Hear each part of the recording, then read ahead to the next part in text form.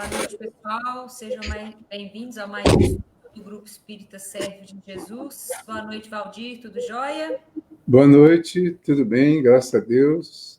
Tudo certo. Estamos aí para mais um estudo, né? Firme e forte. Nós vamos iniciar, então, aqui com a leitura do livro Caminho, Verdade e Vida e com a prece. Depois a gente dá a sequência aí. Ok, obrigado. Vamos lá. A lição da noite vai ser a lição número 87. Por que dormis? E disse-lhes: Por que estáis dormindo? Levantai-vos e orai, para que não entreis em tentação. Lucas, capítulo 22, versículo 46. Nos ensinos fundamentais de Jesus, é imperioso evitar as situações acomodatícias, em detrimento das atividades do bem. O Evangelho de Lucas, nessa passagem, conta que os discípulos dormiam de tristeza, enquanto o mestre orava fervorosamente no horto. Vê-se, pois, que o Senhor não justificou nem mesmo a iniciativa oriunda do choque ante as grandes dores.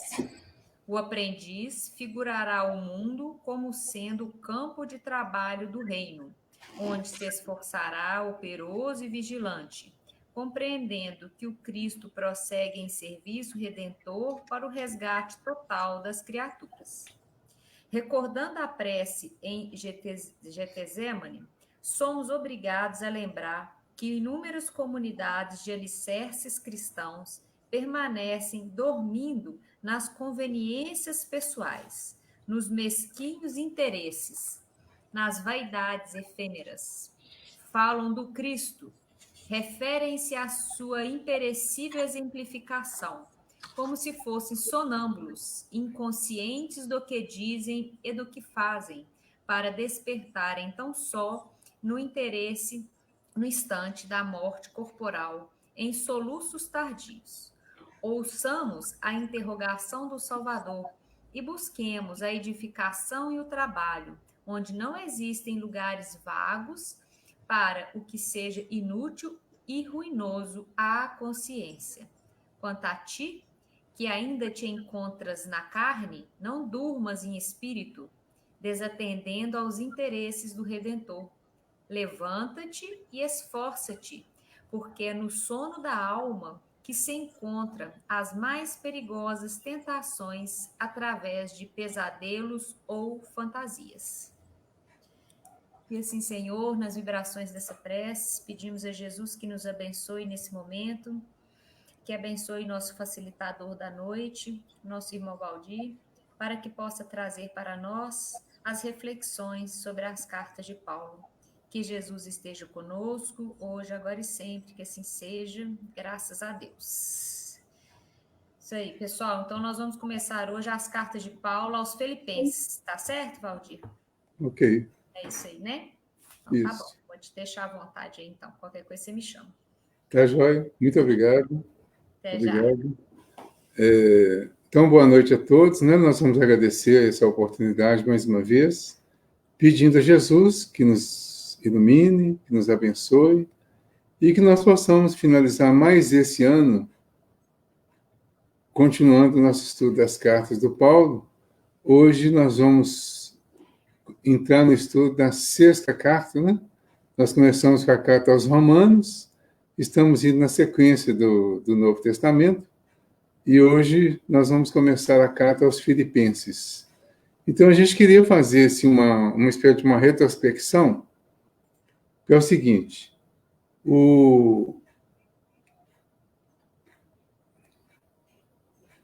muitas pessoas não têm ainda, vamos dizer assim, um conhecimento da Bíblia. Então, nós terminamos o estudo da carta de Paulo aos Efésios com as últimas palavras de Paulo naquela carta, né, que é o versículo 6, 24, que ele fala: a graça esteja com todos os que amam a nosso Senhor Jesus Cristo com amor perene. Então, antes de entrar na carta aos Filipenses, a gente gostaria de repassar algumas explicações sobre a Bíblia, para esclarecer, assim, especialmente as pessoas que chegaram mais recentemente. Então, por que isso? Às vezes a gente vê as pessoas fazer algumas confusões, por exemplo, confundir Bíblia com Novo Testamento, ou Bíblia só com o Antigo Testamento. Às vezes a gente coloca o Evangelho como se ele fosse a Bíblia toda, como se fosse como se fosse o Novo Testamento, como se fosse só o Evangelho. Então, cria uma certa confusão. Aí, para a gente explicar um pouquinho isso, nós vamos fazer uma repassada aqui rapidamente sobre essas explicações, tá bom? Então, nós começamos aqui, que diz assim, a Bíblia. Bíblia é um termo grego que significa os livros. Em latim, transformou-se no singular livro. Passou a designar exclusivamente uma coleção dos textos que formam a Sagrada Escritura. Ela divide em duas grandes partes: o Velho ou Antigo Testamento, que foi escrito em hebraico originalmente, e o Novo Testamento, que é escrito em grego. Essa divisão da Bíblia em Antigo e Novo Testamento ficou da seguinte forma: o Antigo Testamento, na versão chamada de católica e ortodoxa, ela tem 46 livros. Na versão judaica e protestante, ou seja, os católicos pegaram a versão ortodoxa, que adotavam os livros que a judaica não adotava, e os protestantes seguiram essa versão judaica. Então, a dos protestantes tem 39 livros no Antigo Testamento. Ou seja, a Bíblia completa da versão católica tem 73 livros. A versão protestante ou a judaica teria 66 livros. O Novo Testamento tem 27 livros, em todas as versões. Esse aí não muda. Os livros que foram eliminados da versão judaica e protestante são os livros chamados apócrifos, ou seja, eles não foram considerados autênticos para constar da Bíblia como um todo nessa versão judaica e protestante. São os livros de Tobias, Judite, Sabedoria, Eclesiástico, Baruque, Esther e Macabeus. A divisão em capítulos e versículos foi feita na era cristã. Então, ela tem 1.189 capítulos, a Bíblia toda, e mais de 30.000 versículos. Quando nós vamos fazer uma referência que está na Bíblia, nós temos que citar o livro, o capítulo e o versículo. Essa citação, ela facilita para que encontre o assunto em qualquer Bíblia. A não ser essa, se a gente fizer uma citação dos livros apócrifos, na Bíblia protestante não vai achar. Mas a Bíblia protestante, todas as citações dela, tem nessa Bíblia católica. Então, por exemplo, se for uma citação do livro Gênesis, nós vamos dizer Gênesis, capítulo 1, versículo 28. A abreviatura de Gênesis é GN. Todos os livros têm uma abreviatura. Então, isso aí facilita para o nosso entendimento. O Antigo Testamento, ele foi dividido em algumas partes. Então, essas partes são o Pentateuco, que são os 5 livros do Moisés. Quer dizer, os 5 livros organizados pelo Moisés, que é chamado de Pentateuco, ou a Lei, ou o Torá, são a Gênesis, Êxodo, Levítico, Números e Deuteronômio. Os outros são livros históricos, que têm nomes de pessoas, principalmente. Tem os livros sapienciais, tipo Jó, Salmos, Provérbios. Tem os livros proféticos, que são designados pelo nome dos profetas. Então, são os livros de Isaías, Jeremias, Ezequiel, Daniel, Oséias. E outro ponto importante é que os títulos dos livros bíblicos lembram, por vezes, o nome dos seus autores. Então, livro de Isaías, livro de Daniel, livro de Mateus, livro de Marcos, ou Evangelho de Marcos, né? Carta de Paulo aos Timóteo, e os assuntos que estão contidos no livro, né? Os assuntos são tratados, alguns deles tem, por exemplo, quando fala de Gênesis, quer dizer, o título, né? Gênesis, significa que é o livro que vai tratar da origem da humanidade. Tem o livro de Reis, que vai tratar da história dos reis, daqueles soberanos, daquelas pessoas que tiveram lideranças. E tem o livro do Apocalipse, que é o último, que vai tratar da Apocalipse, significa revelação. Então, no livro do Apocalipse, o título do livro está relacionado com o princípio do que o João falou na mensagem do Apocalipse. Ele fala que é o livro da revelação feita por Deus a Jesus Cristo. Então, Apocalipse, do grego, né? É Apocalipse, e que significa para nós, em português, revelação. O Novo Testamento é dividido também em 3 partes. Então, os livros do Novo Testamento começaram a formar-se na segunda metade do primeiro século da nossa era, da era cristã.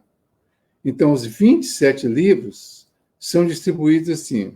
Tem os 5 primeiros, são os livros históricos, que é uma espécie de um Pentateuco também.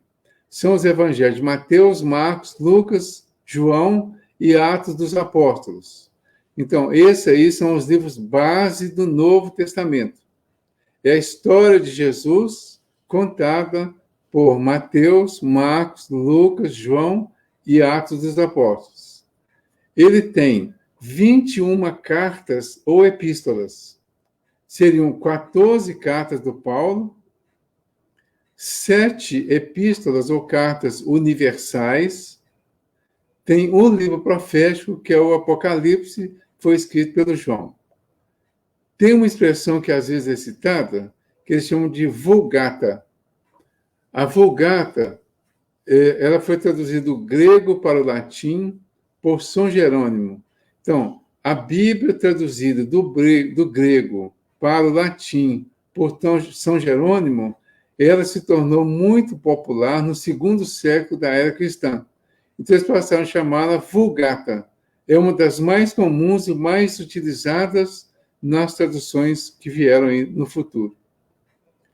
Tem um ponto importante.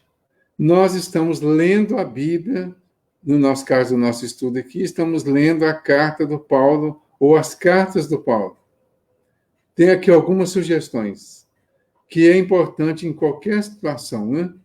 Antes, quer dizer, sugestões para ler com proveito a Bíblia. Antes de começar a sua leitura, dirigir-se a Deus e aos amigos espirituais por meio da prece. A Luciana acabou de fazer a prece. Estar compenetrado de grande respeito para com o texto sagrado, considerando as verdades eternas que contém. Não ler de corrida, mas meditando o que se lê, e pedindo algumas vezes explicações à pessoa de boa vontade e instruída. E isso inclui, individualmente, pedir explicação, sim, mas principalmente fazer pesquisa sobre o assunto. Nós temos hoje muito material de pesquisa. Nós podemos usar a internet, tem muito livro que fala sobre os mais variados assuntos. Então, por exemplo, nós vamos hoje entrar na carta aos Filipenses. Eu fui, pelo menos, em 4 lugares aqui para saber alguma coisa sobre essa carta. Então, tem aquele livro, O Evangelho por Emmanuel, por exemplo, que é bem recente. Eu tenho aqui um dicionário bíblico, tem a introdução da Bíblia de Jerusalém, e tem outras obras que vão falar sobre o assunto. Então, sempre que estivermos pesquisando a Bíblia, procurar nos instruir nesse sentido. Não é correr e ler simplesmente, ler rápido. É ler com qualidade, vamos dizer assim. Outro ponto importante, Jesus Cristo é o grande modelo que sempre devemos ter presente ao ler a Bíblia. O objetivo da Bíblia é o amor que devemos a Deus e ao próximo. Por isso, não compreende bem o texto aquele que, ao lê-lo, tira conclusões que vão de encontro a este duplo amor. Então, antes de tirar qualquer conclusão, nós temos que buscar um melhor entendimento do assunto. Por exemplo, é muito comum as pessoas lerem determinadas passagens e simplesmente concluir que elas são contraditórias. Nós terminamos agora a carta do Paulo aos Efésios, e especialmente os capítulos 5 e 6, ele trata das relações familiares. E quem lê de imediato, muitas vezes a gente ouve as pessoas dizerem, por exemplo, que o Paulo era machista. Porque quem lê a letra simplesmente vai perceber, vai ter a impressão de que o Paulo valorizava mais os homens e colocava as mulheres, de uma certa forma, como se fossem escravas ou dependentes dos homens. E quando você vai ler com mais profundidade, você vai entender que ele está falando de coisas muito mais profundas sobre a relação familiar. Outra coisa importante é a gente não aceitar que a Bíblia tem erros, está errada. Nós só vamos aceitar se tem um erro depois de esgotar todos os recursos de entendimento da passagem para ver se realmente tem erro. E, ao buscar esses entendimentos todos, nós vamos chegar à conclusão que não tem erro. A grande maioria das vezes, o erro é de interpretação. Então, que a gente reflita sobre tudo isso aí, nessa geral aí sobre a Bíblia. A epístola, ou carta aos Filipenses, ela contém 4 capítulos, é a que nós vamos começar hoje. É a 6ª carta que vamos estudar. Ela é a 6ª na sequência que está no Novo Testamento, das 14 cartas de Paulo. Então, nós começamos com a carta aos Romanos, depois vimos as 2 aos Coríntios, depois vimos a carta aos Gálatas, depois a Efésios, e agora nós vamos ver a carta a Filipenses. Essa carta, então, tem 4 capítulos, é a 6ª, e nós vamos começar a estudá-la a partir de agora. Como eu li aqui anteriormente, o nosso objetivo não é ler simplesmente a carta. É usar o máximo de recursos possíveis para a gente entender a mensagem que está nessa carta, que foi escrita a uma comunidade, a um lugar, uma cidade chamada Filipo, e cujos moradores são os filipenses. Por isso a carta aos Filipenses. Então, essa carta, ela tem uma introdução aqui naquele Evangelho por Emmanuel, o 6º volume dele. Esse Evangelho por Emmanuel tem 7 volumes. O 6º é o que contém tudo que o Emmanuel comentou ou escreveu em todos os lugares possíveis sobre as cartas do Paulo. Então, é como aqueles, por exemplo, é mais comum, mais conhecido, o Pão Nosso, por exemplo. Tem algumas mensagens dele aqui. Então, o Pão Nosso era misturado. Então, tem lá, de cada um dos evangelhos, tem das cartas de Paulo, tem de todos. Então, esse trabalho, eles pegaram tudo que foi feito pelo Emmanuel, comentários sobre as cartas do Paulo, e ficou tudo num volume. Quando a gente quer pesquisar algum comentário do Emmanuel, é só ir nesse volume que está tudo lá. E neste volume, ele ainda traz alguns comentários sobre cada uma das cartas, no início delas. Então, nós vamos ver aqui esse comentário que ele traz, para a gente dar início aqui. Esse livro, Evangelho por Emmanuel, ele contém os comentários, né? E ele foi feito sob a coordenação de Saulo César Ribeiro da Silva, juntamente com a equipe da Federação Espírita Brasileira, a FEB. E esse livro foi editado e divulgado pela FEB. Então, nele, ele tem o aval da FEB, embora algumas pessoas estejam questionando isso, nós não vamos entrar nessa discussão, porque para nós o que vai importar vai ser o conteúdo e a qualidade do material que está nos ajudando. Então, o material tem, vamos dizer, posso dizer 100%, quase 100% de fidelidade ao original, né? E tem uma facilidade, está facilitando muito para a gente realizar esses estudos. Então, o que ele diz aqui? A carta aos Filipenses é uma das cartas de Paulo que mais se aproxima do gênero carta pessoal do primeiro século. Carta e epístola, a diferença é relativamente simples. A carta é quando você escreve para uma pessoa específica falando de assuntos mais pessoais. E a epístola é quando você escreve para uma pessoa, mas às vezes para uma comunidade, para um grupo de pessoas, como foi o caso de alguns aqui do Paulo, mas falando de assuntos mais gerais também, não necessariamente de assuntos pessoais. Então, na definição de carta ou de epístola, há uma variação muito grande nessas aí, porque alguns têm as duas coisas. Então, alguns chamam de carta, outros chamam de epístola, mas, na verdade, isso aí não é tão importante. Alguns falam das epístolas de Paulo, outros falam das cartas de Paulo. Essa, por exemplo, eles chamam aqui de carta, que fala que ela tem um cunho mais pessoal.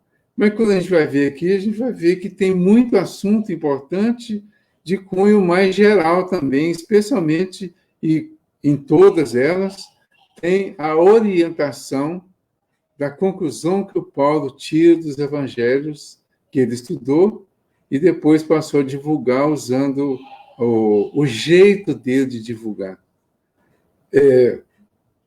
Desde os registros mais antigos, Filipenses é considerado uma carta legítima de Paulo, e Inácio de Antioquia a conhece e a cita. Clemente de Roma, Irineu, Tertuliano e Policarpo também utilizam este texto. Tanto o cânone reduzido de Marcião como de Muratori incluem Filipenses. São os argumentos históricos, os pesquisadores, estudiosos, divulgadores que escreveram, e todos eles consideraram essa carta como autêntica. A cidade de Filipos, então, a cidade chama Filipos. Ela foi fundada por Filipe da Macedônia, que era pai de Alexandre o Grande. Ela foi fundada em 358 a.C. Em 168 a.C. também, foi incorporada ao Império Romano. E em 42, a cidade foi convertida em colônia militar. Esse fato, e ainda a sua localização próxima da Via Egnatia, conferiam à cidade um status importante. Apesar de ter uma comunidade judaica, não havia sinagoga em Filipos. Paulo fundou a comunidade na sua segunda viagem na casa de Lídia. O apoio dessa comunidade a Paulo foi particularmente grande, o que se depreende da ajuda enviada, cuja resposta deu origem à carta, especialmente do capítulo 4, versículos de 10 a 18. Então, a data e origem de todos os livros bíblicos, mesmo os do Novo Testamento, a data e origem tem sempre um certo mistério, uma certa dificuldade de precisar data e origem. Porque os registros parece que não consideravam, houve mudança de calendário. Quando estava iniciando a nova era, a era cristã, né? O que veio depois de Cristo, os calendários foram adaptados, foram reajustados, então as datas ficam muito dificultosas, vamos dizer assim. Então ele diz aqui que essa data, quer dizer, dada a divergência de locais, as datas de origem podem variar entre os anos de 51 a 64. caso se opte por um ou outro local como sendo da redação da carta. Então, tem dúvidas sobre a redação, ou melhor, sobre onde ela foi escrita e sobre o tempo ou a data em que foi escrita. Mas isso, hoje, 2000 anos depois, não interessa muito para nós. O que interessa para nós hoje no nosso estudo? O conteúdo da carta. Qual que é a perspectiva da carta? Qual o ensinamento que ela vai trazer para nós? O que nós podemos adaptar dessa carta ao nosso momento atual? Aí vem aqui a perspectiva espírita, que é colocada aqui no comentário do livro. Em um comentário feito em Filipenses, no capítulo 4, versículo 22, intitulado Nas Casas de César, Emmanuel deixa claro que os da casa do imperador são realmente pessoas que frequentavam o palácio imperial. Dessa forma, de acordo com o autor espiritual, Paulo está em Roma quando escreve aos Filipenses. É uma hipótese. A carta aos Filipenses é marcada por uma exortação, e isso é importante para nós. Quer dizer, qual que é a finalidade da carta? Fazer uma exortação ao sentimento de alegria. Mesmo entre as maiores dificuldades, uma vez que a vinda de Jesus, o amor a Deus e a possibilidade da convivência constituem motivos de regozijo, ainda que a pessoa se veja envolvida em circunstâncias adversas.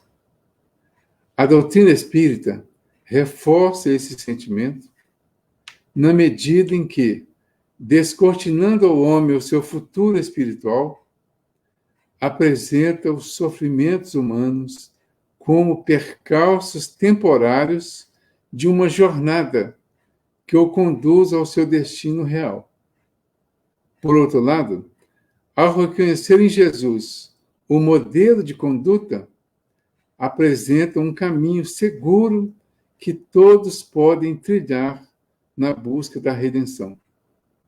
Então, ele diz que a carta vai trazer para nós uma característica principal da alegria de ser cristão, apesar das dificuldades e das circunstâncias adversas. Então, é isso que nós vamos ver, que nós vamos buscar nessa carta. E claro que dela nós vamos tirar todo o conhecimento necessário para que nós possamos nos desenvolver e aperfeiçoar mais. A carta ela é dividida em 4 partes: endereço e saudação, ação de graças e oração, situação pessoal de Paulo e o lutar pela fé. Nós vamos ler o primeiro capítulo todo, depois nós vamos voltar comentando como temos feito com todas as outras. Paulo e Timóteo, servos de Jesus Cristo, a todos os santos em Cristo Jesus, que estão em Filipos, com seus episcopos e diáconos. A vós, graça e paz da parte de Deus, nosso Pai, e do Senhor Jesus Cristo.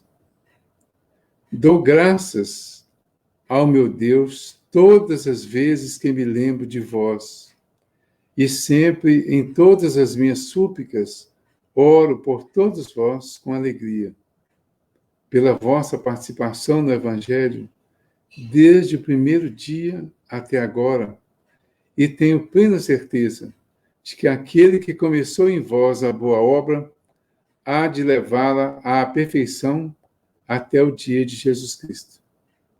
É justo que eu assim pense de todos vós, porque vos tenho no meu coração, a todos vós que, nas minhas prisões e na defesa e afirmação do Evangelho, comigo vos tornastes participantes da graça. Deus me é testemunha de que eu vos amo a todos com a ternura de Cristo Jesus. E é isto que eu peço, que vosso amor cresça cada vez mais em conhecimento e em sensibilidade, a fim de poderdes discernir o que mais convém para que sejais puros e irreprováveis no dia de Cristo, na plena maturidade do fruto da justiça que nos vem por Jesus Cristo para a glória e o louvor de Deus. Que o vosso amor cresça cada vez mais no pleno conhecimento, em todo o discernimento. E peço isto, que a vossa caridade... A gente está lendo errado aqui, desculpa. Na sequência, não. Quero que saibais, aqui no versículo 12, quero que saibais, irmãos, que o que me aconteceu redundou em progresso do Evangelho. As minhas prisões se tornaram conhecidas em Cristo por todo o pretório e por toda parte. E a maioria dos irmãos, encorajados no Senhor pelas minhas prisões, proclamam a palavra com mais ousadia e sem temor. É verdade que alguns anunciam o Cristo por inveja e porfia, e outros por boa vontade. Estes, por amor, proclamam a Cristo, sabendo que fui posto para a defesa do Evangelho. E aqueles, por rivalidade, não sinceramente, julgando com isso acrescentar sofrimento às minhas prisões. Mas que importa? De qualquer maneira, ou com segundas intenções, ou sinceramente, Cristo é proclamado, e com isso eu me regozijo, mas eu me regozijo, porque sei que isso me redundará em salvação pelas vossas orações e pelo socorro do Espírito de Jesus Cristo. A minha expectativa e a esperança é de que em nada serei confundido, mas, com toda a ousadia, agora como sempre, Cristo será engrandecido no meu corpo, pela vida ou pela morte. Pois para mim, o viver é Cristo e o morrer é lucro. Mas se o viver na carne me dá a ocasião de trabalho frutífero, não sei bem o que escolher. Sinto-me num dilema. O meu desejo é partir e ir estar com Cristo. Por isso me é muito melhor. Pois isso me é muito melhor. Mas o permanecer na carne é mais necessário por vossa causa. Convencido disso, sei que ficarei e continuarei com todos vós para proveito vosso e para a alegria da vossa fé, a fim de que, por mim, pela minha volta entre vós, aumente a vossa glória em Cristo Jesus. Somente vivei vida digna do Evangelho de Cristo, para que eu, indo ver-vos, ou estando longe, ouça dizer de vós que estáis firmes num só espírito, lutando juntos com uma só alma pela fé do Evangelho, e que em nada vos deixais atemorizar pelos vossos adversários, o que para eles é sinal de ruína, mas para vós de salvação. E isso da parte de Deus, pois vos foi concedido, em relação a Cristo, a graça, não só de crerdes nele, mas também de por ele sofrerdes. Empenhados no mesmo combate em que me fostes empenhado, e em que, como sabeis, me empenho ainda agora. Então, aqui termina no versículo 30, o capítulo 1 da carta, dessa primeira carta de Paulo, né? Ou melhor, dessa carta, que só tem uma, ou epístola aos Filipenses. Então, agora, como a gente tem feito sempre, nós vamos voltar ao comentário, né, por parte. E é importante, deixa eu só ajustar uma coisa aqui.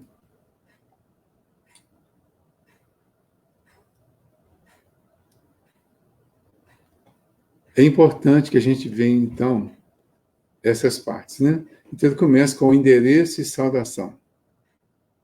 Paulo e Timóteo, ou seja, então, Paulo estava junto com Timóteo, que se sentem e são servos de Cristo Jesus, a todos os santos em Cristo Jesus que estão em Filipos, com os seus episcopos e diáconos.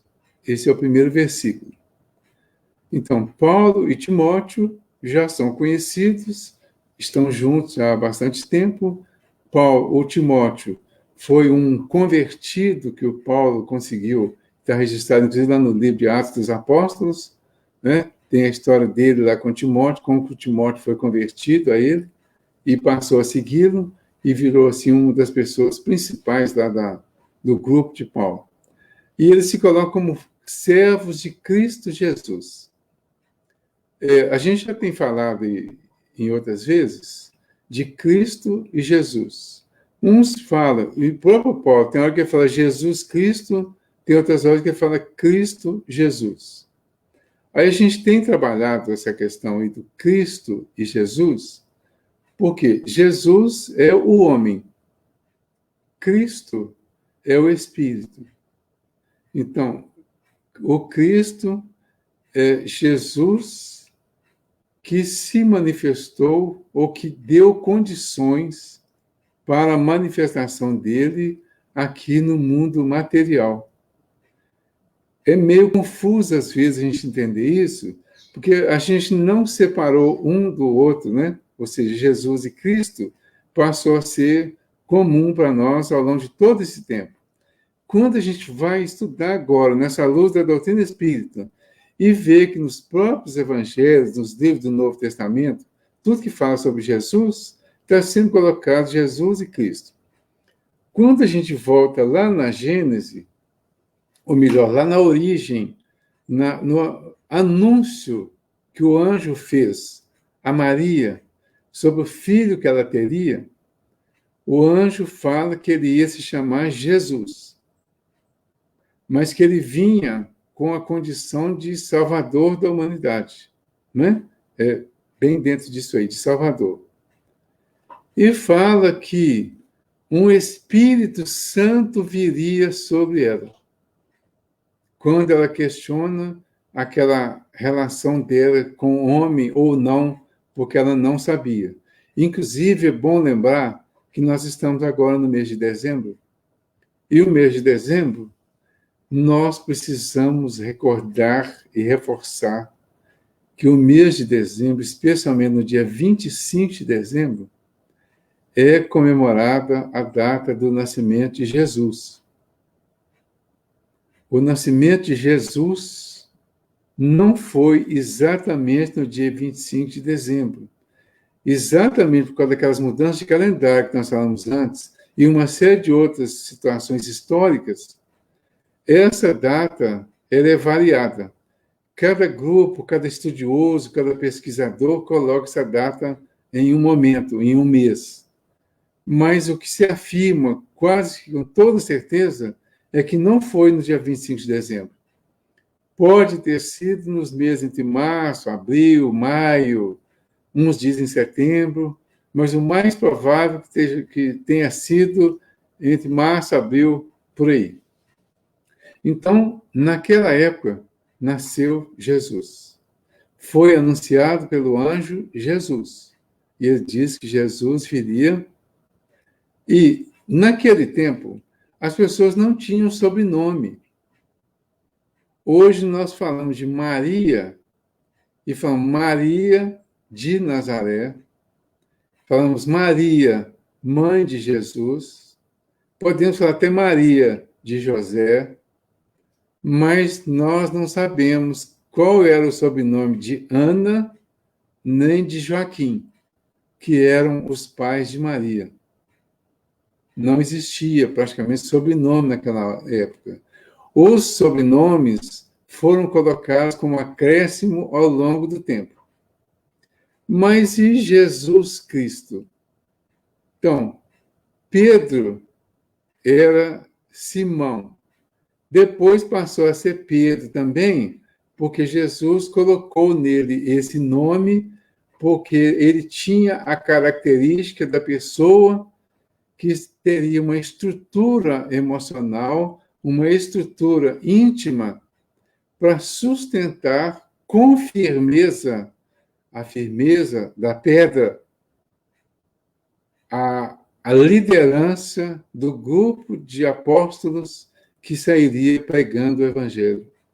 Então ele passa a ser Simão Pedro. Cada um dos outros. O João é João Evangelista. Tem Tiago de Alfeu, Judas, Tadeu, todos com uma relação ou com uma referência a alguma outra pessoa, ao pai, à mãe, ao irmão, ao lugar que nasceu. Então, quando vem Jesus, em diversas situações, diversas passagens, uma que eu me lembro mais claramente, no Evangelho do Marcos, tem um momento que Jesus pergunta para os discípulos: quem dizem que é o Filho do Homem? Aí os discípulos respondem: uns dizem que é Elias, outros dizem que é um dos profetas. Mas ele repete a pergunta e fala: mas quem dizem que eu sou? Aí o Pedro é colocado lá, que o Pedro, num momento de alta inspiração, ele diz: vós sois o Cristo, o Filho de Deus vivo. Então, em algum momento parecido com esse, para mim esse foi o momento marcante, ele passa a ser Jesus Cristo, que é quando eles descobrem e começam uma divulgação de que ele era o Cristo, o Messias, o ungido, o escolhido e o esperado pelo povo de Israel, que viria para trazer a salvação deles, para fazer o domínio da região, e como eles esperavam lá, que ele entregaria tudo isso para eles. Então aí ele começa a ser Jesus Cristo, mas ele era o Cristo. Então a gente distingue assim: Jesus representa o homem físico, e o Cristo é aquele que na hora do batismo lá com João, por exemplo, ali ele não deu o nome ainda não, mas na hora do batismo, que ele vem para ser batizado, o João tenta se recusar, o João o Batista, que também chamava só João, e puseram Batista por causa do batismo. Então o João diz que achava que ele não tinha, vamos dizer assim, condições, capacidade para batizá-lo, que deveria ser o contrário. Então ele diz que precisava cumprir a lei e os profetas, que era para dar continuidade. E no momento que ele se apresenta, então, para o batismo, para o mergulho lá no rio, aparece aquela voz, né? Ouve-se aquela voz dizendo: esse é o meu filho amado, né? Em quem me comprazo. Então, este era o Filho de Deus. Uma voz que se materializou naquele momento, que eles falam que foi a voz do Espírito Santo, e daí passou a ter a representação da pomba, porque houve uma materialização que teve essa aparência de uma pomba, e ficou caracterizado assim. Então, aquela voz que foi ouvida, que foi materializada naquele momento, é um fenômeno que nós chamamos hoje de fenômeno de voz direta. Naquele momento ali, ele foi oficializado como o Filho de Deus, já chamando a atenção para a vinda dele de acordo com a promessa que existiu lá nas profecias. Então, Cristo é o Espírito, é o ser superior, é o Jeová dos Hebreus. porque a expressão Jeová e as letras que são utilizadas lá para Jeová, Yahvé e outras expressões que usam, as letras, quando mudadas, elas vão gerar o que se chamou depois de Cristo, de Messias e de enviado. Então, há tudo isso aí. Para facilitar o nosso entendimento hoje, nós colocamos que o Cristo é o Espírito, é a individualidade. Jesus é o homem, é a personalidade. Nós somos, aqui encarnados, nós somos personalidades encarnadas. Então, fisicamente, meu nome é Valdir. Mas espiritualmente, eu não tenho nome, eu não sei pelo menos meu nome. Mas eu sou um espírito. E que o meu nome oficialmente não é esse como espírito, porque eu já posso ter usado outros nomes em outros corpos, em outras existências. Mas como espírito, eu vou ter uma referência nesse sentido. Né? Bom, aí ele fala, a todos os santos em Cristo Jesus que estão em Filipos. Os santos são também, quer dizer, santo significa também escolhido. A todos os escolhidos, a todos aqueles que foram convidados, aceitos, escolhidos, dentro da mensagem do Cristo trazida por Jesus, que estão nessa cidade chamada Filipos. E fala também aos seus episcopos e diáconos. Episcopo é um antigo magistrado nas colônias gregas. Poderia ser também um magistrado romano, um inspetor de uma circunscrição territorial chamada diocese. Então, o episcopo seria um líder, uma pessoa que tinha uma característica especial para liderar o grupo. Então, esse episcopo, ele se dirige a eles também, né? A todos os escolhidos, a todos os seguidores, aos episcopos e os diáconos. O diácono é o que eles chamam de um clérigo. Aqui só falta a terceira ordem sacra. É como se fosse um padre que ainda não concluiu totalmente as fases do seu processo de iniciação para se tornar padre. Então, ele tem algumas restrições nos seus cumprimentos lá diante da igreja. No caso aqui, por exemplo, o clérigo, ele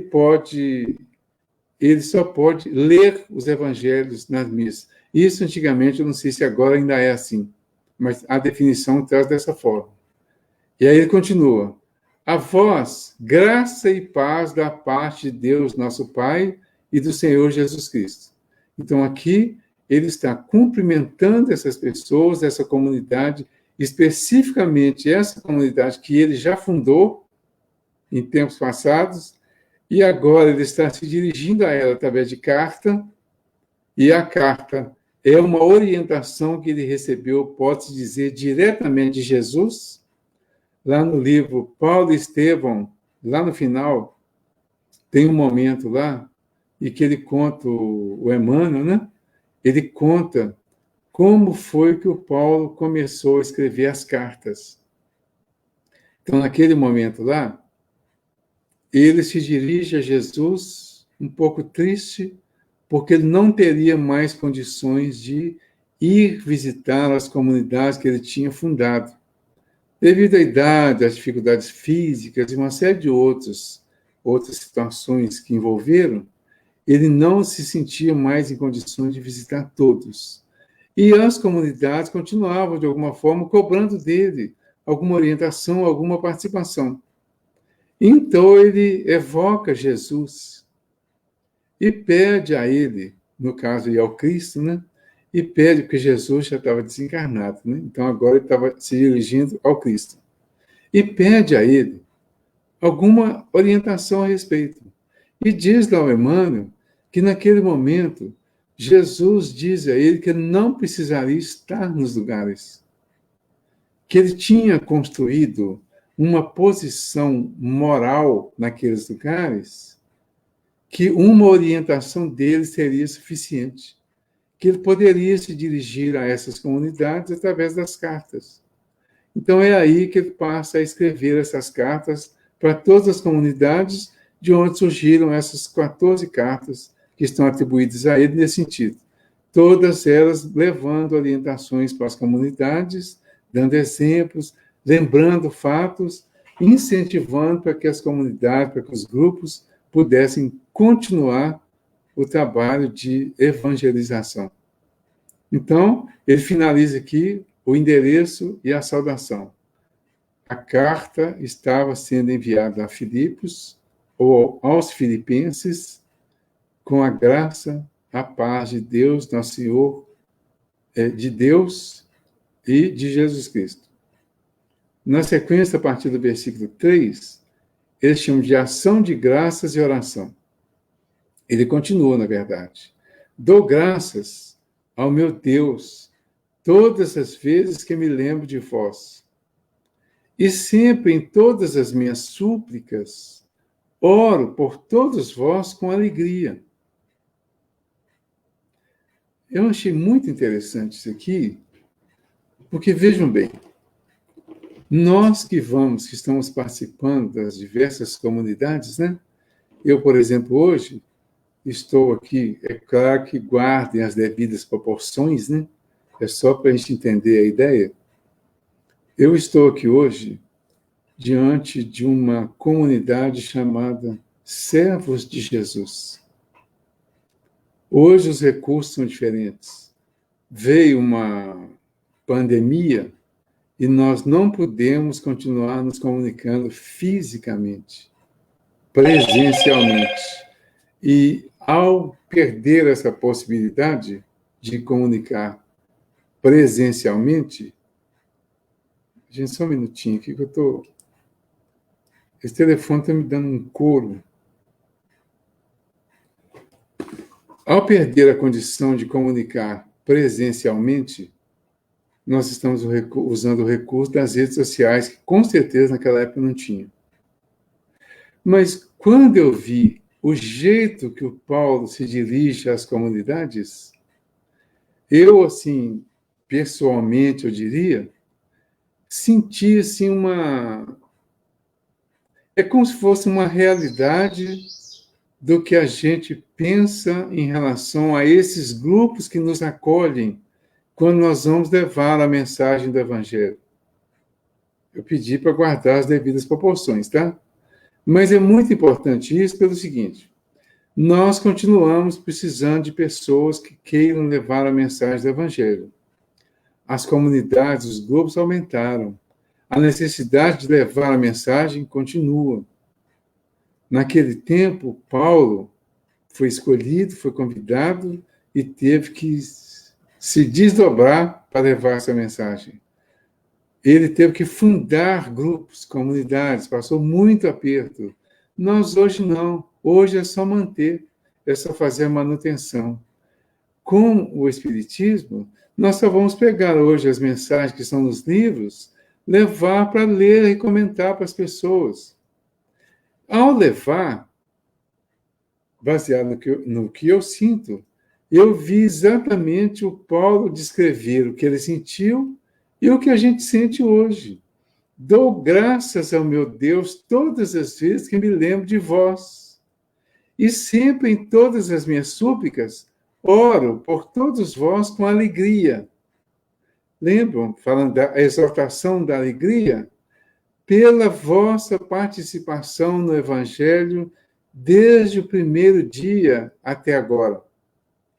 E tenho plena certeza de que aquele que começou em vós a boa obra há de levá-la à perfeição até o dia de Cristo Jesus.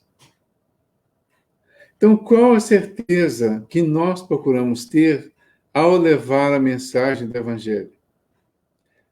Ao perceber o interesse, por exemplo, eu não sei quantas pessoas tem aqui agora participando desse grupo, mas eu sei que tem um número de pessoas, não sei quantas. Essas pessoas que estão aqui agora estão recebendo a mensagem do Evangelho, eu diria assim, voluntariamente. né? Então, todos estão, mesmo quem está em casa confortavelmente, pelo celular, pelo computador, pelo notebook, alguns até põem numa tela da televisão, né? Mesmo os que estão em casa confortavelmente, ainda assim estão fazendo voluntariamente. Porque antes de começar o estudo aqui, eu vi que lá no Faustão estava passando lá a Dança dos Famosos. Devia estar bem. Ver a Dança dos Famosos deve ser mais interessante que ver a minha cara aqui o tempo todo falando, né? E falando esse tanto. Mas, então, quem está aqui escolheu voluntariamente estar aqui participando desse estudo. Então, isso dá uma alegria para nós. E traz uma expectativa, uma esperança de que todos que estão participando estarão dentro dessa condição que ele falou aqui, ó. Pela participação no Evangelho desde o primeiro dia até agora. E tenho plena certeza de que aquele que começou em vós a boa obra há de levá-la à perfeição até o dia de Cristo Jesus. Então vejam que interessante. Nós estamos descobrindo o Cristo através do conhecimento de Jesus, da mensagem que ele deixou. Enquanto estamos aprendendo, enquanto estamos participando da mensagem do Evangelho, nós estamos só na expectativa. Mas a nossa crença, a nossa expectativa de quem está levando a mensagem é de que aqueles que começaram e foram assistidos espiritualmente para começar, com um pouquinho de boa vontade, eles vão receber essa mensagem até essa mensagem chegar à perfeição, até o dia do Cristo, que é o dia que o Cristo vai realmente passar a fazer parte da nossa vida. Então, enquanto o Cristo não passar a fazer parte da nossa vida, e nós tivermos boa vontade em buscar o conhecimento, aquele que iniciou conosco estará nos incentivando. Por quê? Ao longo desse tempo, a gente ainda erra muito. A gente ainda comete, pratica muitos enganos. Mas os espíritos não ficam nos julgando. Eles não ficam analisando as nossas recaídas. Eles analisam muito mais a nossa boa vontade de melhorar. Então, eles não vão, quando a gente faz uma coisa errada, eles não vão nos cobrar isso como nós humanos aqui fazemos uns com os outros. Você olha a pessoa que era um alcoólatra inveterado, que estava com a família toda complicada, daí uns dias ele entra para uma igreja e começa, troca a roupa, começa a se vestir direitinho, se arrumar e pega uma Bíblia e começa a ir para a igreja. De repente, um dia, essa pessoa dá uma deslizada, a gente, lá, tá vendo? Tá vendo? Era tudo falso, ele estava fingindo isso, estava fingindo tudo. Ou seja, às vezes a pessoa teve uma recaída. Os espíritos não vão fazer isso conosco. Por que eu estou dizendo isso com total certeza? Eu estou dizendo por mim mesmo. Porque eu sei o que eu acertei e o que eu errei nesses 40 anos de espiritismo.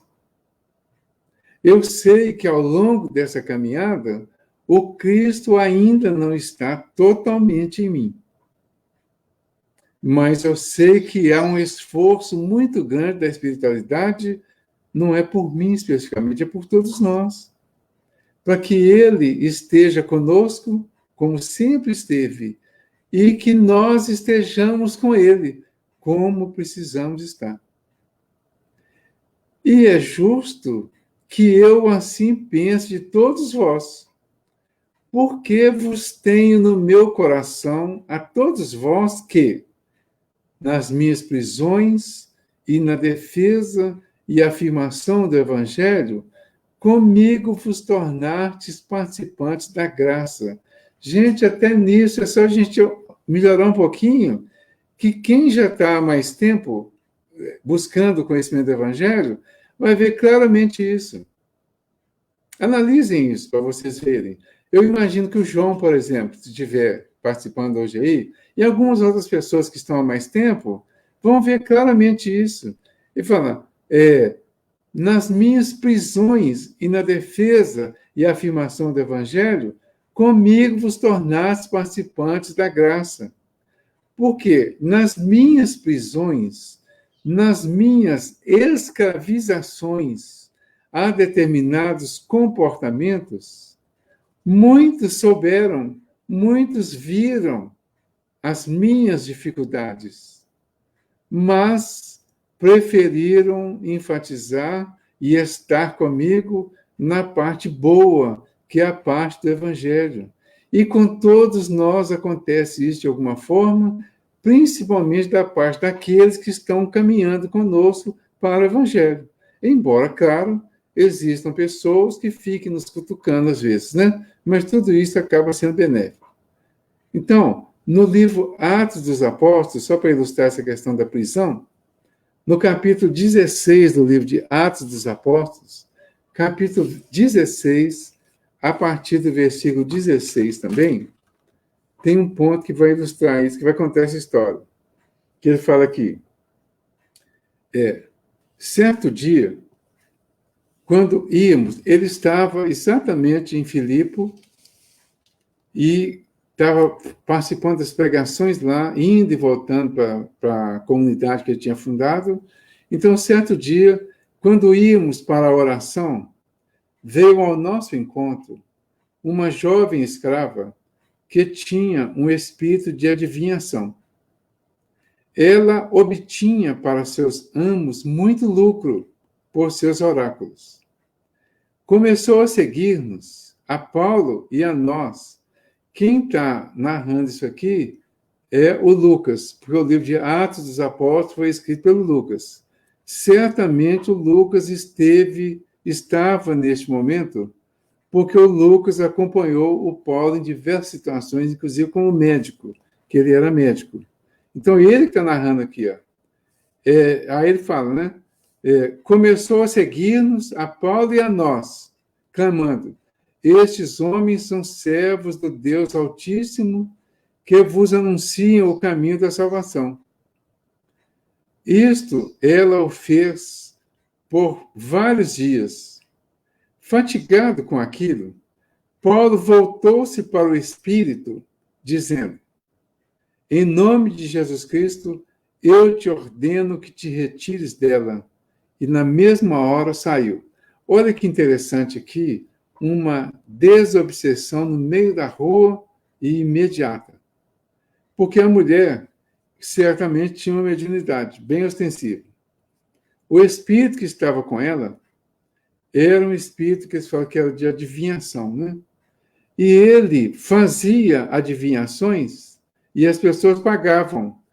E ela era manipulada por outras autoridades lá, que estavam tendo altos lucros com a manipulação dessa mediunidade dela. O que o Paulo faz? Ele propõe ao espírito, quer dizer, ele ordena que se retire. E ele se retirou imediatamente.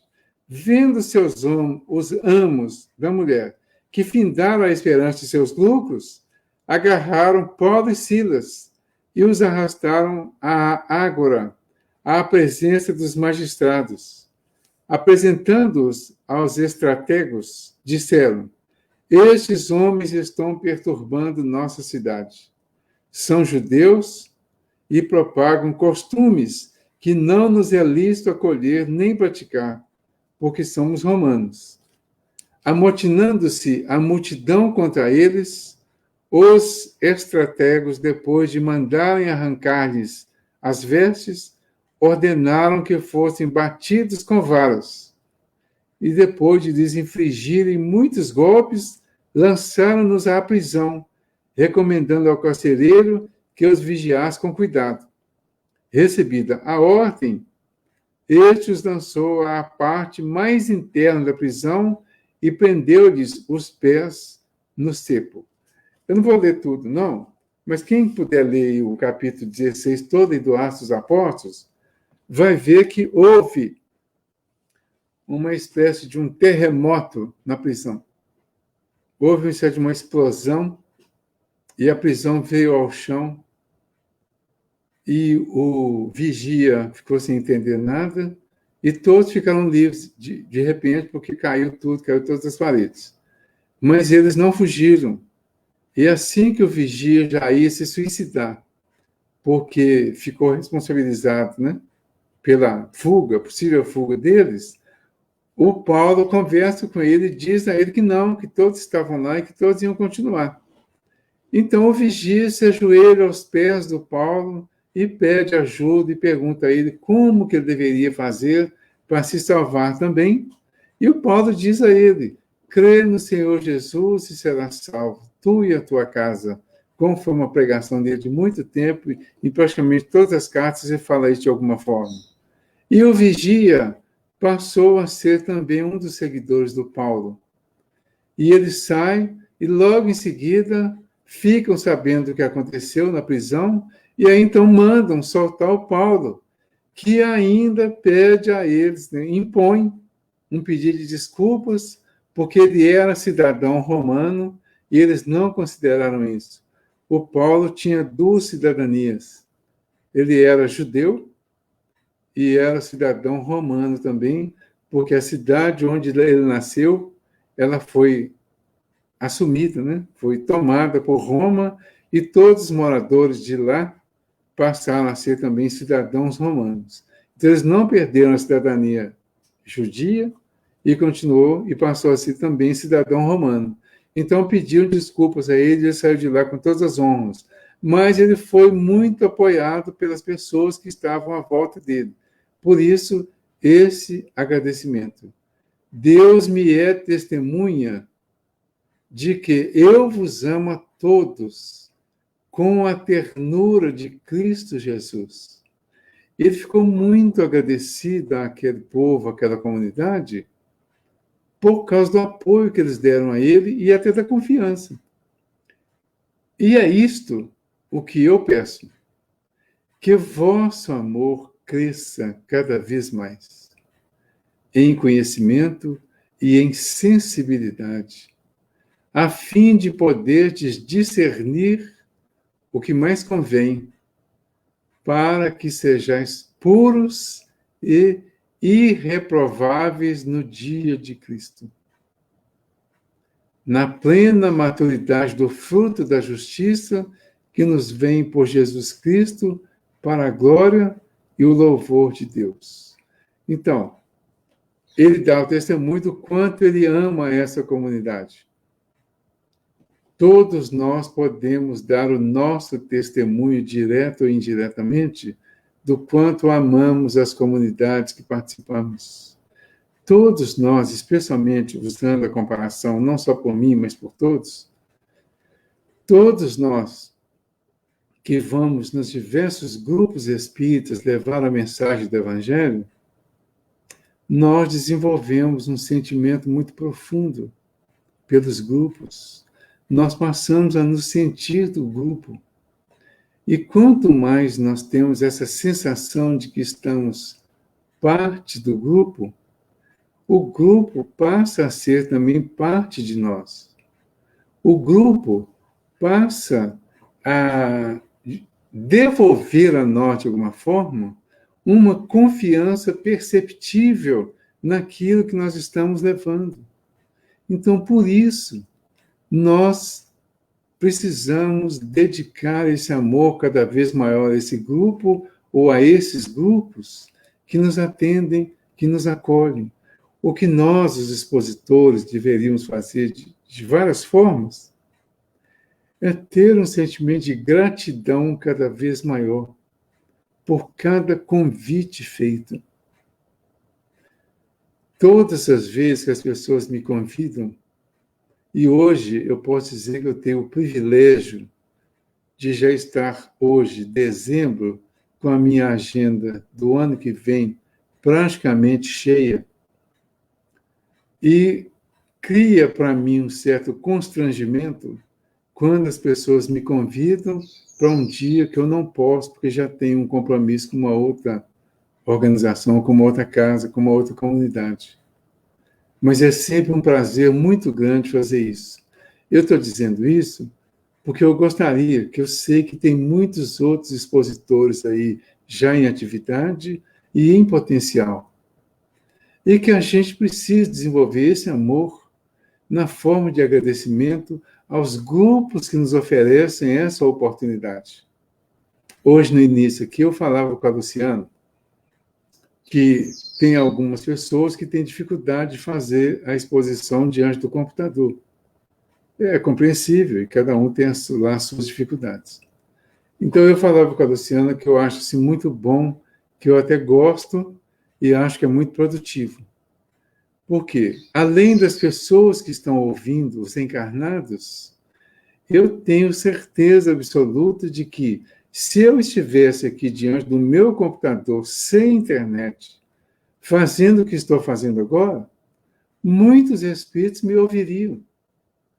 Porque o plano espiritual tem os recursos de internet deles há muito mais tempo do que nós aqui.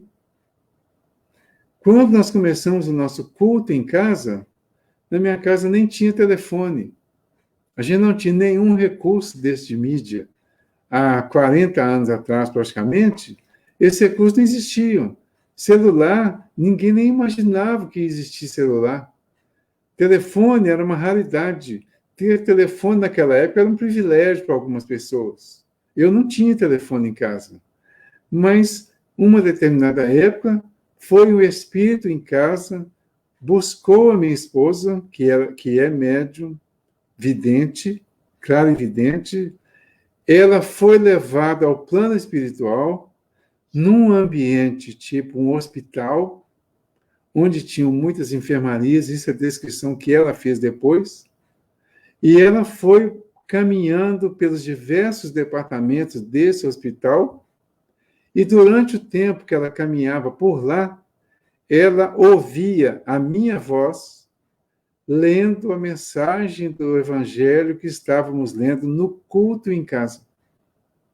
Então, durante o tempo em que ela estava fazendo essa visita, ela foi como que representar o nosso grupo familiar para levar a mensagem do Evangelho e outras vibrações humanas, certamente, para espíritos provavelmente suicidas em recuperação que estavam nessas regiões do plano espiritual.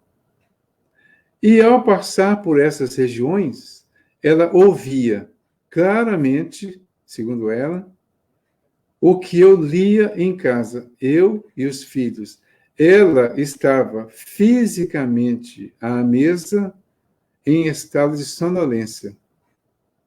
E eu lendo e comentando, e os meus filhos ouvindo. Ela voltou pontualmente, o nosso culto era de 8 às 9. Ela voltou pontualmente às 9, na hora de encerrar. Nós encerramos o culto com uma oração, e ela me contou isso que eu estou falando para vocês. E o mais surpreendente, ela, na época, estava ainda aceitando o Espiritismo, porque ela estava vindo do Testemunho de Jeová. A família dela era Testemunho de Jeová, e ela passou também a frequentar, inclusive se batizou lá. Ao voltar, ela tinha algumas dificuldades, e a gente lia um livro que chama Mensagem do Apocalipse, porque ela aceitou, porque falava do Apocalipse. Então a gente lia o Apocalipse e depois lia as explicações espíritas. E ao fazer isso, ela veio, não sabia quem era Bezerra de Menezes, provavelmente não tinha nem ouvido falar ainda, mas assim que ela voltou e contou tudo isso, eu perguntei para ela se ela sabia quem era a pessoa que tinha buscado em casa e depois levou e deixou lá. Ela descreveu exatamente o Bezerra de Menezes. E eu tinha um livro dele em casa, que ela não pegava ainda nos livros espíritas, então eu tenho certeza que ela não viu. Eu peguei esse livro que eu tinha lá, Lindos Casos de Bezerra de Menezes, que tem uma fotografia dele na capa. E mostrei para ela, ela disse, foi esse. Então, nós tivemos uma alegria muito grande naquele dia. Não foi uma alegria pretensiosa, porque foi até na simplicidade de todos. Não achamos uma vantagem específica, mas achamos um momento de grande oportunidade para nós, em forma ou em termos de aprendizado, para que nós pudéssemos dar continuidade ao trabalho que viemos fazendo. Então, hoje, ainda estamos aqui lembrando de uma forma grata, em agradecimento a todo esse acontecimento e a uma assistência que eu tenho certeza, sem nenhuma pretensão e sem nenhum merecimento, claro, que ele, o Bezerra, me deu em diversas situações da minha vida. Eu não tenho nenhuma visão, não tenho evidência, não tenho clarividência, eu tenho uma percepção duríssima, de pedra mesmo, não vejo nada, não sinto nada, não percebo nada, eu só sei que existe. Acredito totalmente que existe. Mas eu sei que em diversas circunstâncias ele esteve presente na minha vida. E muitos outros espíritos estão presentes em nossas vidas, espíritos grandes, espíritos maiores. E com certeza o Cristo, que está em nossas vidas. Basta que a gente tenha uma confiança da presença deles conosco, especialmente nos momentos em que estamos fazendo o bem. Então, Deus me é testemunha de que eu vos amo, a todos, com a ternura de Cristo Jesus. E é isto que eu peço, que vosso amor cresça cada vez mais, em conhecimento e em sensibilidade. Isso gerou uma mensagem do Emmanuel. A mensagem do Emmanuel está no livro Fonte Viva, é o capítulo 91, chama Problemas do Amor. Que ele fala exatamente que o vosso amor cresça cada vez mais, no pleno conhecimento e em todo o discernimento. O amor é a força divina do universo. É imprescindível, porém, muita vigilância para que não a desviemos na justa aplicação. Quando um homem se devota de maneira absoluta aos seus cofres perecíveis, essa energia no coração dele denomina-se avareza. Quando se atormenta de modo exclusivo pela defesa do que possui, julgando-se o centro da vida, no lugar em que se encontra essa mesma força converte-se nele em egoísmo. Quando só vê motivos para louvar o que representa, o que sente e o que faz, com um manifesto desrespeito pelos valores alheios, o sentimento que predomina em sua órbita chama-se inveja. Paulo, escrevendo à amorosa comunidade filipense, formula indicação de elevado alcance. Assegura que o amor deve crescer cada vez mais no conhecimento e no discernimento, a fim de que o aprendiz possa aprovar as coisas que são excelentes. Instruamo-nos, pois, para conhecer. Eduquemo-nos para discernir. Cultura intelectual e aprimoramento moral são imperativos da vida, possibilitando-nos a manifestação do amor no império da sublimação que nos aproxima de Deus. Atendamos ao conselho apostólico e cresçamos em valores espirituais para a eternidade, porque muitas vezes o nosso amor é simplesmente querer, e tão somente com o querer, entre aspas, é possível desfigurar impensadamente os mais belos quadros da vida. Então, é importante e é necessário que a gente cresça em amor e em sensibilidade, para não permitir que o amor se torne um processo de materialização. E no item 10, ele continuando isso aqui, né?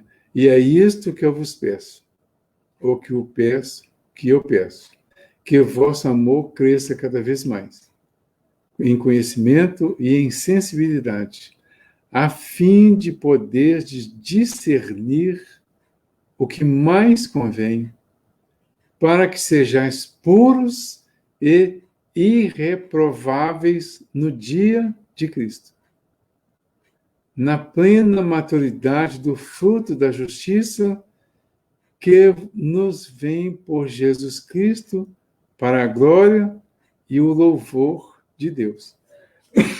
Então veja que interessante. A fim de poder discernir o que mais convém. Então é preciso desenvolver o amor e, na comparação que o Emmanuel fez aqui, desenvolver o amor e não a paixão. Somando o amor com a sensibilidade. Uma sensibilidade no sentido de uma percepção, de uma vigilância espiritual, para que nós sejamos puros e irreprováveis no dia de Cristo. Qual que é o dia de Cristo? O dia de Cristo é todo dia, é toda hora, é todo minuto, é todo segundo, é todo contato que nós temos, é toda a oportunidade de relacionamento, é toda a oportunidade de pensamento, de palavra, de atitude. O dia de Cristo é toda a nossa vida, são todas as nossas manifestações. Porque o dia de Cristo é exatamente aquele momento em que manifestamos aquilo que temos e que somos e que aprendemos pelo Cristo, pelo Espírito. Então, o dia de Cristo é o dia, é o momento em que nós manifestamos mais a nossa condição espiritual do que a nossa condição física. Esse dia são todos. Para que a gente manifeste o Cristo, o Espírito, em todas as circunstâncias da nossa vida, o próprio Cristo recomenda vigilância. E ele recomenda que exatamente sensibilidade para poder discernir o que mais convém. Porque em todas as nossas respostas, o que mais convém é que a nossa resposta seja cristã e não simplesmente cristão quando convém. Dentro da casa espírita, a maioria das vezes, a nossa resposta é cristã. Mas no dia a dia que a nossa resposta precisa ser cristã. Porque no dia a dia, é que nós teremos o dia do Cristo, o momento do Cristo, é o momento da resposta cristã. Nós estamos vivendo um momento muito interessante na nossa realidade atual. Nós estamos enfrentando uma pandemia. É uma pandemia planetária. Como está o Cristo, ou seja, a nossa condição espiritual, diante dessa pandemia? Tenho perguntado isso, já perguntei várias vezes, deve ter gente que vai ouvir isso de novo, que está assistindo aqui hoje. Como estamos diante da pandemia? Estamos aproveitando a oportunidade para o aprendizado do ensinamento que ela traz? Ou o medo, o pânico, a preocupação, a crítica aos governos, a crítica às pessoas que não estão usando máscara, que não estão se cuidando, aos bares que estão abrindo, a crítica generalizada, e tudo isso não está nos dando tempo de aprender com a pandemia. Vamos pensar sobre isso? Então, Quando nós olhamos para essa pandemia, enxergando como uma dificuldade necessária para o nosso momento, em todos os momentos que nós olhamos para ela dessa forma, nós estamos mostrando o dia do Cristo. E quando mostramos esse dia do Cristo nas diversas atitudes da vida, nós estamos fazendo o que mais convém, para que sejamos puros e irreprováveis. Então, eu quero ser puro e irreprovável nas minhas manifestações atuais? Então, imagine o Cristo em você e haja como o Cristo agiria. Porque, na verdade, ele está em nós. Só que ainda está, muitas vezes, escondido, dormindo lá na proa. É preciso acordá-lo diante da pandemia, da tempestade que a pandemia traz, imaginar que estamos prestes a nos afogar e fazer com que ele se manifeste através de nós de forma pura e irreprovável, na plena maturidade do fruto da justiça que nos vem por Jesus Cristo para a glória e o louvor de Deus. Então, tudo que fizermos, tudo o que pensarmos, tudo o que respondermos e tudo que reagirmos diante das circunstâncias atuais, que seja dentro desses princípios, que seja na plena maturidade do fruto da justiça que nos vem por Jesus Cristo, que é para a glória e o louvor de Deus. Então, sejamos, no mínimo, justos. A justiça é necessária. Ela precisa ser entendida, precisa ser compreendida, vivida. Porque ninguém atingirá o amor sem entender a justiça. Por isso, o Moisés veio primeiro. A lei do Moisés, que foi chamada de justiça, veio primeiro, porque ela precisa ser aprendida primeiro. Depois, Jesus veio e trouxe o amor e mostrou o outro extremo. Aí nós estamos em um vácuo que vai da justiça de Moisés até o amor de Jesus. Aí Jesus diz que vai mandar o Consolador, o Espírito de verdade, que vai nos ensinar todas as coisas. Ele vem e traz a caridade. E a caridade passa a ser o ponto de interligação entre a justiça e o amor. Porque o exercício da caridade passa a ser o exercício do amor.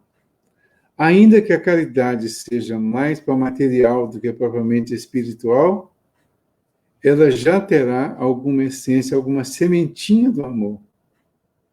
Mas ela tem também uma grande semente da justiça, porque a caridade, mesmo que seja distribuição de coisas, ela já vai dar o início à igualdade entre as pessoas. Quem pratica a caridade, ainda que material, está dando aos outros o direito que todos temos, que é inclusive garantido pela nossa Constituição física. O direito de comer, o direito de sobreviver, o direito de viver, o direito de ter um mínimo necessário para que consiga cumprir a vida até o tempo programado. E isso todos nós podemos fazer de alguma forma. Quando estivermos cuidando do nosso próximo, nós estaremos praticando essa caridade. E para finalizar aqui, já está 1 minuto, eu vou passar só 1 minutinho. No mesmo livro, no livro Vinha de Luz, aliás, no capítulo 116, tem uma mensagem que comenta esse mesmo versículo 9 e 10, os mesmos, que fala assim, não só. E eu falei exatamente da caridade. A caridade é invariavelmente sublime nas menores manifestações. Todavia, inúmeras pessoas muitas vezes procuram limitá-la, ocultando-lhe o espírito divino. Muitos aprendizes creem que praticá-la é apenas oferecer dádivas materiais aos necessitados de pão e teto. Caridade, porém, representa muito mais que isso para os verdadeiros discípulos do Evangelho.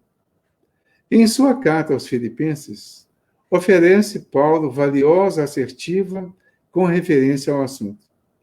Indispensável é que a caridade do cristão fiel abunde em conhecimento elevado.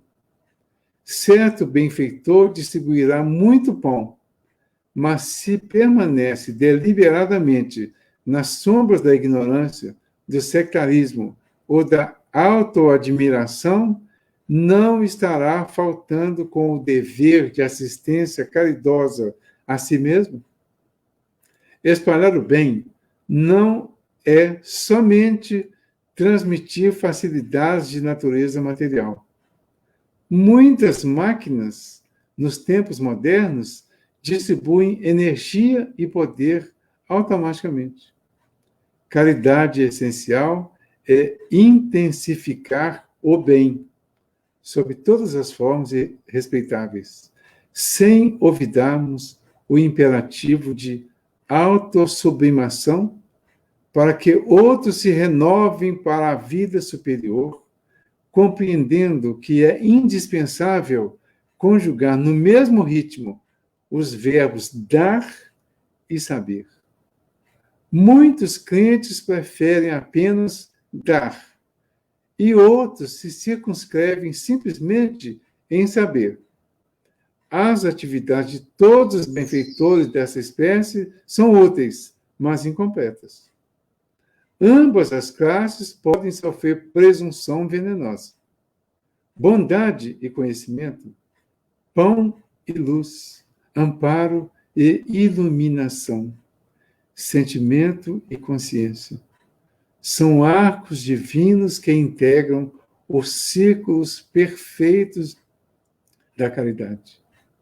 Não só receber e dar, mas também ensinar e aprender.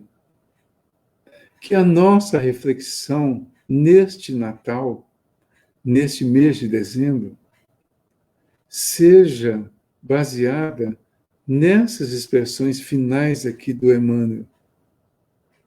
E é o que eu desejo a todos nós, a todos vocês. Que nós possamos desenvolver bondade e conhecimento, distribuir pão e luz, amparo e iluminação, sentimento e consciência, porque serão os arcos divinos que integram os círculos perfeitos da caridade. Não só receber e dar, mas também ensinar e aprender. Muito obrigado a todos pela presença, pela oportunidade. Que Jesus ilumine e abençoe a todos nós e que nós possamos continuar aprendendo e ensinando. Jesus esteja com todos. Obrigado, Luciana. Isso aí. A Argentina até manifestou aqui no chat, falando que é uma alegria ouvir o estudo do Evangelho, que o despertar vem com o tempo de cada um. É assim, né, Exatamente. Valdir? Isso. Pois é, muito bom. A Regina também está agradecendo aqui o estudo, a Jaqueline, o pessoal está manifestando aqui no chat. Que bom, né? Estudar Evangelho é sempre bom, sim. Aí, Alguém pôs aqui, ó, você está no show. Todo mundo pode ver e ouvir você. Ó, chique. olha lá, obrigada, Valdir, muito bom. Isso aí. Tem uns que eu não estou vendo aqui, não sei porquê. Porque eu acho que esse chat aqui eu vejo mais interno aqui, aí eu vou te passando. Não sei Tá. se você consegue ver tudo aí. Deve ser para você, então. Para mim não vem, não. É isso. É isso. Aproveitar e falar aqui, né, Valdir, que no próximo domingo, né, a gente vai fazer uma pequena alteração. Excepcionalmente, esse mês, tá, pessoal? Porque a sequência do estudo das cartas de Paulo é sempre no segundo e terceiro domingo do mês. Só que no próximo, que será o terceiro domingo do mês, nós vamos ter o estudo com José Lázaro Borberg. E o tema, inclusive, vai ser um tema que o Valdir até abordou muito aqui, é o nascimento do Cristo em nós, né? Então, ele vai trazer esse estudo para nós. Ele é autor do livro O Cristo de Paulo de Tarso, que quem faz parte do Clube do Livro aí, do Grupo Espírita Serve Jesus, nós recebemos esse livro no mês de novembro. E aí o estudo dele vai de 7 às 8 da noite, tá? E aí o Valdir fala no dia 27, né, Valdir? Que vai ser o Isso. quarto, Ok, ficando isso mesmo. certinho. Aí E a gente para vai continuar, né, o estudo da carta a partir do versículo, deixa eu ver aqui, parou, a partir do versículo 12, tá? Das tá? cartas. Isso, Então a gente continua então no dia 27, né? ok. A carta aos Filipenses. E na próxima quarta-feira, pessoal, aí nós vamos ter, que é dia 16 agora, o tema vai ser a evolução do espírito, tá? Estão todos convidados.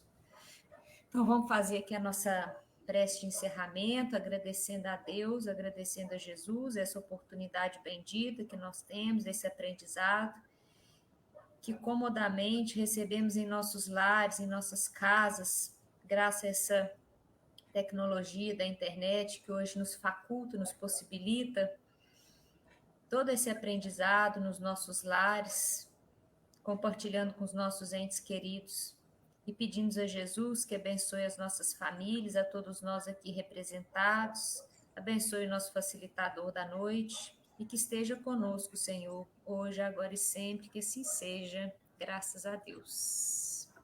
Sim, sim. Isso aí, né, Valdir? Muito obrigado. Boa semana, viu? Até a próxima. Eu que agradeço. Boa semana Tchau. para nós, 2 semanas agora, né? Eu vou ver se eu consigo participar da próxima, né? Isso. Vamos ver se vai dar certo.